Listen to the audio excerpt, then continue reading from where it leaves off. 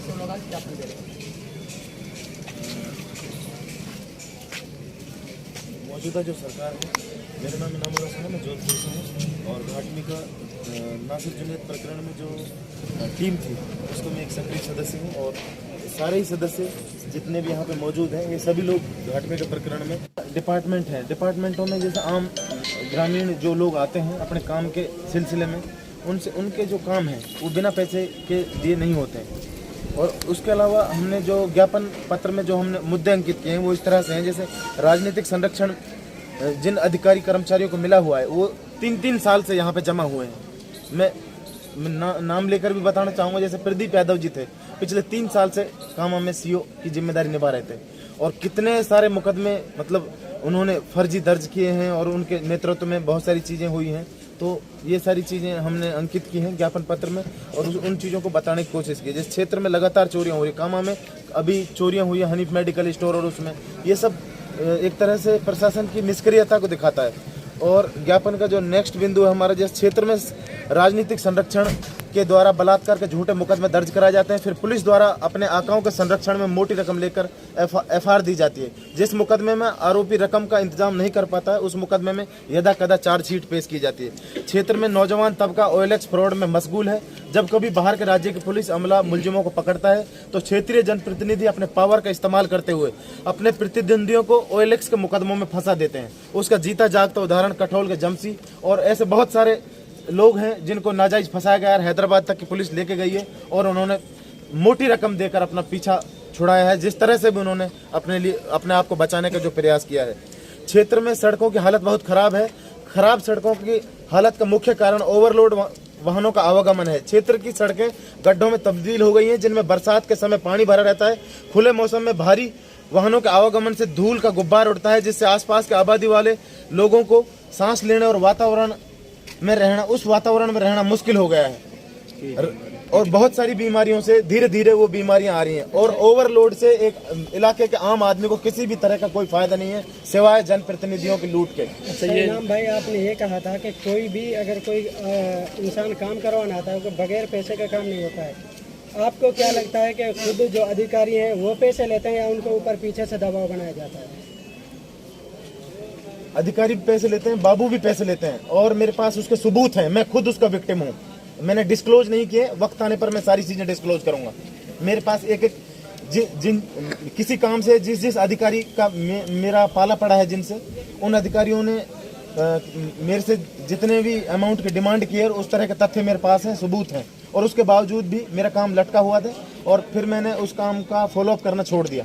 अच्छा, आपको लगता है जो आपने ज्ञापन सौंपा है आपकी सुनाई होगी? बिल्कुल, क्योंकि ज्ञापन हमारा देश है जो संविधान से चलता है, ये लोकतांत्रिक प्रक्रिया है। यहाँ पर डेमोक्रेटिक सिस्टम से लोगों को चुना जाता है और वो पब्लिक का प्रतिनिधित्व करते हैं और उनका प्रतिनिधित्व करने का मकसद ये होता है इलाके में जो जनता है उस जनता की बात को सरकार तक पहुँचाएं।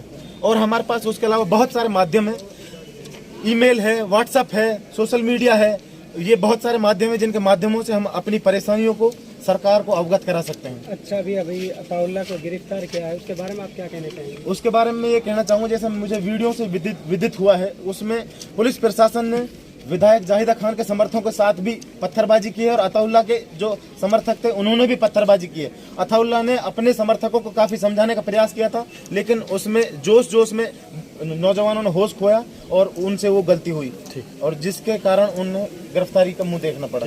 और कुछ लोग ये कह रहे हैं कि खुद उसमें अताउल्लाह के ऊपर भी इल्जाम लगाया जा रहा है कि खुद अताउल्लाह ने भी वहाँ पत्थरबाजी की है।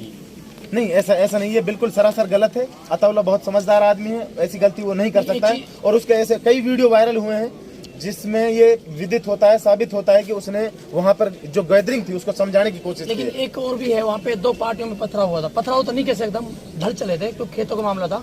तो 2 पार्टियों को तरफ चला था, एक पार्टी के ऊपर कार्रवाई लेकिन दूसरी पार्टी पर अभी तक कोई कार्रवाई नहीं हुई। एक पार्टी पर कार्रवाई हुई, दूसरी पार्टी पर कार्रवाई नहीं हुई।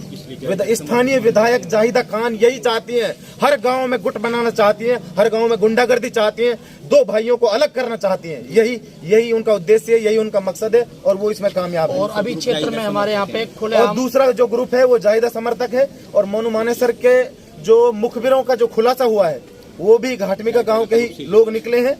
तो इसलिए उस गुटबाजी को अंजाम देना और जो मुखबिर समर्थक हैं वो अपने बचाव ढूंढने के लिए इस तरह के राजनीतिक आकाओं की शरण में डटे हुए हैं। अच्छा, जो 15 लाख का आपने अभी एक ज्ञापन दिया कि उनका भी पूरा मुआवजा नहीं मिला है, इस पर आप क्या कहें? हमने अपने ज्ञापन पत्र में 15 लाख जो चिरंजीवी योजना थी और जो भी सरकार की तरफ से राहत का जो आर्थिक मदद करने का जो था, मुख्यमंत्री आगमन के समय जो घोषणा की गई थी, उन राजस्थान तक एक प्रोमिनेंट चैनल है, उस चैनल ने वहां भ्रमण किया है, उनके पत्रकार ने, उनके कॉरेस्पॉन्डेंट ने वहां विजिट किया है, नासिर और जुनैद की पत्नी से बात की है।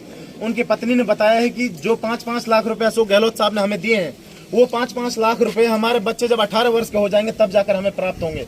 उसके अलावा जो बाकी की जो आर्थिक सहायता जो मिलनी चाहिए थी, वो आर्थिक सहायता नहीं मिली है और विधायक जाहिदा खान की निष्क्रियता के कारण, हमारे जनप्रतिनिधियों की निष्क्रियता के कारण उसमें दूध का दूध और पानी का पानी नहीं हुआ है। और सबसे बड़ी बात, हमारे क्षेत्र में जो गड़बड़ हो रही है, हमारे इलाके में जो गड़बड़ हो रही है, एक परिवार विशेष पूरे मेवात क्षेत्र को बेवकूफ बनाने का काम कर रहा है।